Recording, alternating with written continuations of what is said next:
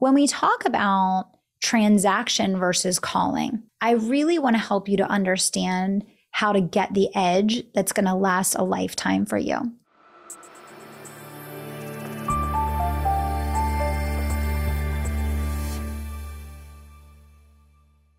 I'm in year 11, I'm going into year 12 as an online entrepreneur, and I feel more excited and more invested and more convicted and more passionate about building and growing my businesses online than I ever have. And for most people that have been in business for this long in this space, that is absolutely not the case. In fact, I've seen so many people come and go, and obviously you're all witnessing this trend of everyone wanting to burn it all down now. And, that's just a byproduct of going from an overinflated market to a market that's more normalized. For those of you that weren't running multi-million-dollar companies pre-COVID, the market that we're in today very much mirrors and mimics what the market was like for all of us running multi-million-dollar companies before COVID. People are still buying.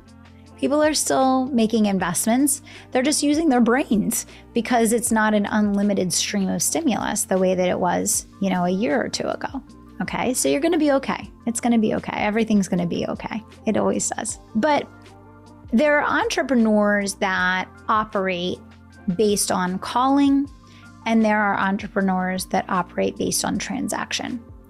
And those that get caught up in transaction are people that are really relying upon the external motivation of each outcome and milestone that they're achieving.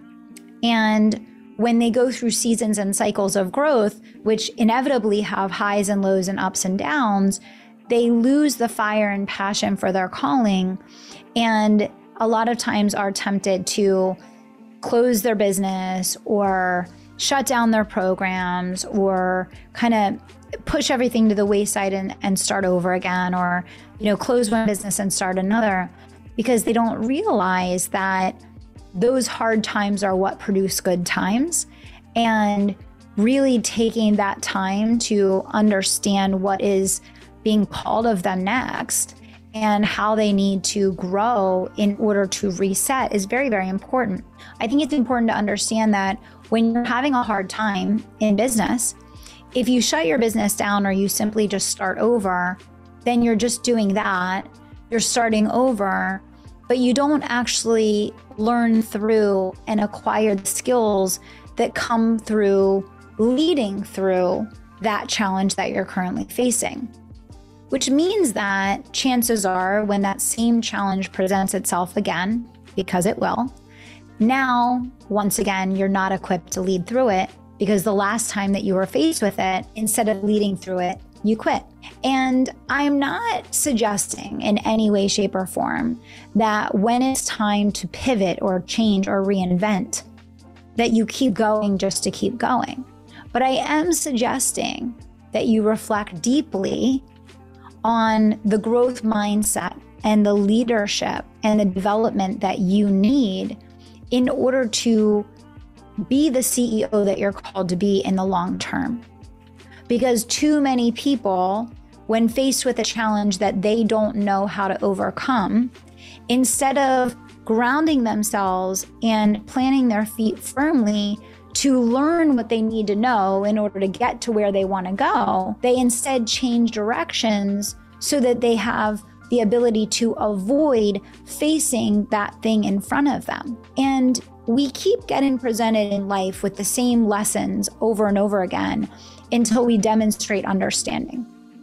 And so when you quit to avoid a challenge, when you stop pursuing a goal to avoid a challenge, when you stop pursuing a path because it became hard or ugly, or you're hitting a roadblock, all that's going to happen is that same challenge will present itself in a new and different way on the new path that you took to avoid it. Most people don't get this. They don't understand that that's being put in your path because you're intended to learn and grow through it and from it. Simply avoiding it in one situation doesn't mean that you're not going to face it in another. I see this with business owners all the time. They're like, I'm going to focus on, teaching this thing instead of that because I think it's easier. I'm going to focus on this niche instead of that because I think it's less saturated, whatever the case. And I always kind of chuckle when I see this because I know, and that the person that's running against the roadblock over here is going to have the same roadblock, probably even worse over here. But now they're starting from even less of a position of strength than they were in just a couple of minutes ago.